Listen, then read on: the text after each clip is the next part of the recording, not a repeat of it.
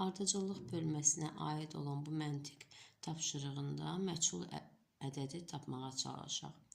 Hər sonraki ədəd özündən əvvəlki ədədin rəqəmlərinin hasilini üzərinə əlavə etməklə yaranır.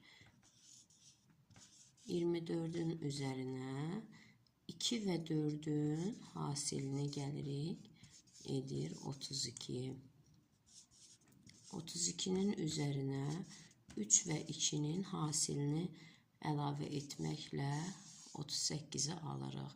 Bu qayda ilə 62-ni 38-in üzərinə 3 və 8-in hasilini əlavə etməklə alırıq. 74-ün 62-nin üzərinə 6 və 2-nin hasilini əlavə etməklə alırıq. Növbəti məchul ədəd isə 74-ün üzərinə 7 və 4-ün hasilini gəlməklə 102 alırıq.